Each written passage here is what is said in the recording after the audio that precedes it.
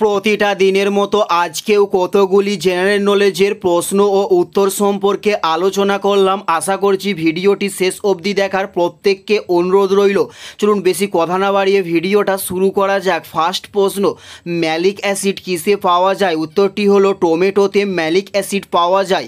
উত্তরটি হলো টমেটোতে ম্যালিক অ্যাসিড পাওয়া যায়। নেক্সট প্রশ্ন, লাল ও সবুজ রং মিশিয়ে কোন রং পাওয়া যায়? উত্তরটি হলো হলুদ রং। লাল ও সবুজ রং মিলিয়ে পাওয়া যায়। উত্তরটি হলো হলুদ রং।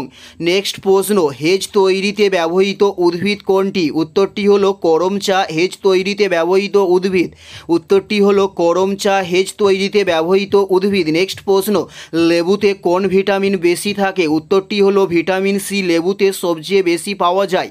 উত্তরটি হলো ভিটামিন সি। লেবুতে সবচেয়ে বেশি পাওয়া যায়। নেক্সট প্রশ্ন, সূর্যরশ্মি কী গতিতে গমন করেন? উত্তরটি হলো সেকেন্ড মাইল বেগে সূর্যরশ্মি গমন করে থাকেন। নেক্সট প্রশ্ন, স্টিকোনিন কোথায় থাকে? উত্তরটি হলো কচু গাছের বীজে স্টিকোনিন পাওয়া যায়।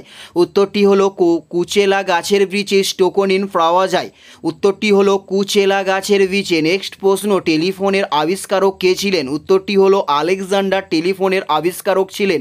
উত্তরটি হলো আলেকজান্ডার টেলিফোনের আবিষ্কারক ছিলেন। নেক্সট প্রশ্ন, কিসে আমিষের পরিমাণ সবচেয়ে বেশি থাকে? উত্তরটি হলো শুটকি মাছে আমিষের পরিমাণ সবচেয়ে বেশি থাকে।